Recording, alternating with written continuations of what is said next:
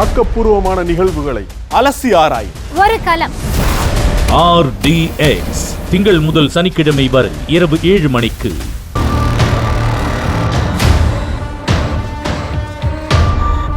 பட்ட பகலில் வீட்டு வாசலில் வைத்தே தந்தையின் முகத்தில் மிளகாய் பொடியை தூவி சிறுவன் கடத்தப்படும் இந்த காட்சியை பார்க்கும்போது மனம் பதைக்கத்தான் செய்கிறது.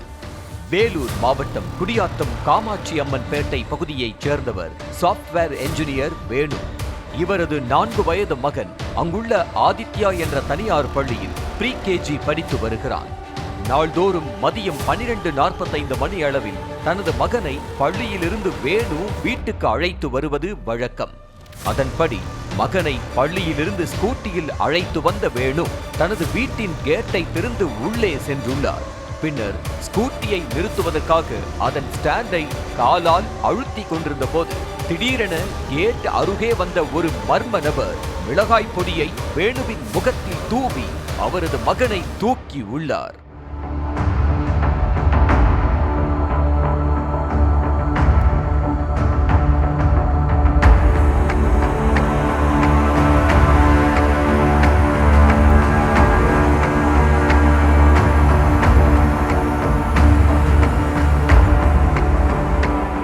கருப்பு சட்டை வெள்ளை பேண்ட் அணிந்திருந்த அந்த மர்ம நபர் வேணு கேட்டை திறப்பது முதல் தனது மகனுடன் ஸ்கூட்டியில் உள்ளே செல்வது வரை சில அடி தூரத்தில் காருக்குள் இருந்து கொண்டே நோட்டமிட்டார். பின்னர் தலையில் ஹெல்மெட்டை போட்டுக்கொண்டு காரில் இருந்து இறங்கிய அந்த மர்ம நபர் கையில் மிளகாய் பொடியை தயாராக தட்டி வைத்துக் கொண்டார். அதன் பின்னர் சொடுக்கும் நொடியில் வேணுவின் முகத்தில் மிளகாய் பொடியை தூவிய அந்த மர்ம நபர் மிளகாய் பொடி பாக்கெட்டை அங்கேயே போட்டுவிட்டு சிறுவனை தூக்கியபடி காரின் பின்பக்க கதவை திறந்து கொண்டு ஏறினார். அதற்கு ஏற்றாற்போல காரும் வேணுவின் வீட்டின் முன்னால் வந்து நின்றுள்ளது.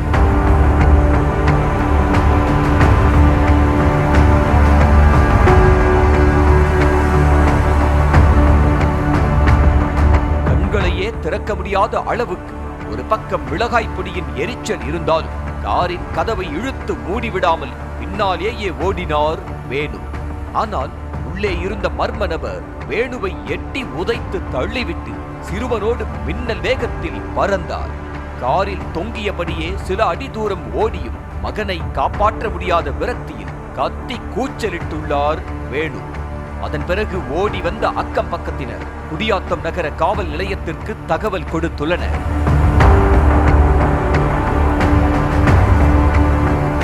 இதையடுத்து சம்பவ இடத்திற்கு விரைந்து வந்த போலீசார் அங்கிருந்த சிசிடிவி காட்சிகளை ஆய்வு செய்தனர்.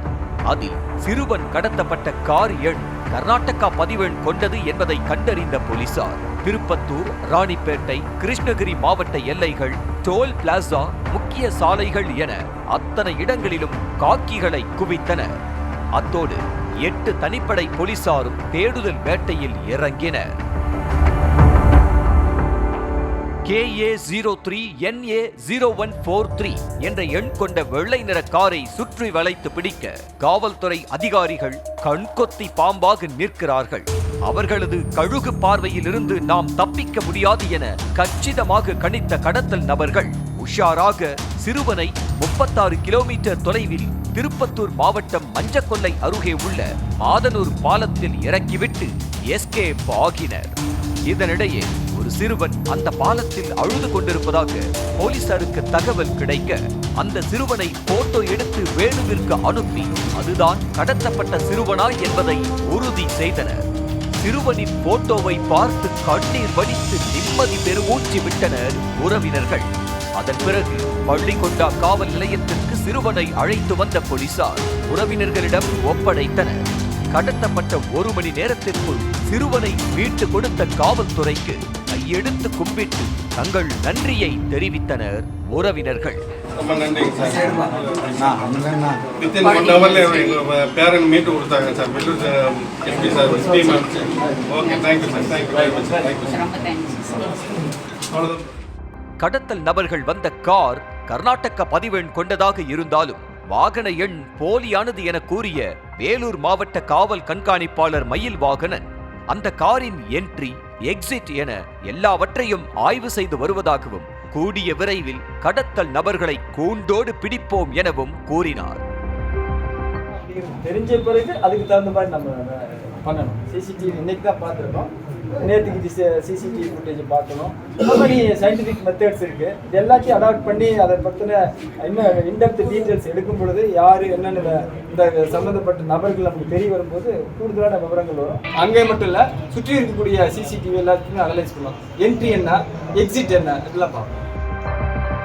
இது ஒருபுறம் இருக்க, கடந்த 2 நாட்களாக முன்பின் தெரியாத புதுமுகங்கள் சிலர் தெருவுக்குள் வந்து நோட்டமிட்டதாகவும் அதனை யாரும் பெரிய விஷயமாக எடுத்துக் கொள்ளவில்லை எனவும் அங்கிருந்த மக்கள் பலர் வருத்தம் தெரிவித்தனர்.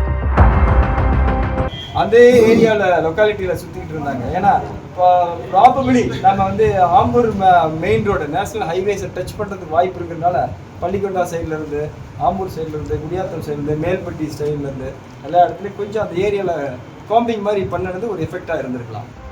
சிறுவன் கிடைத்தது ஒரு பக்கம் மகிழ்ச்சிதான் என்றாலும் இனிமேல் இதுபோன்ற ஒரு சம்பவமே நடக்காதவாறு காவல்துறையினர் நடவடிக்கை எடுக்க வேண்டும் என்ற கோரிக்கை எழுந்துள்ளது. நியூஸ் தமிழ் செய்திகளுக்காக செய்தியாளர் சிதம்பரம் மற்றும் முரளி.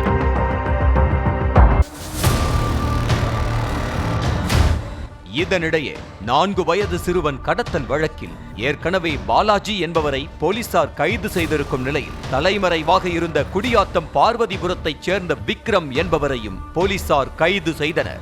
தொடர்ந்து கடத்தலுக்கு பயன்படுத்திய காரை பறிமுதல் செய்து விசாரணை நடத்தி வருகின்றனர்.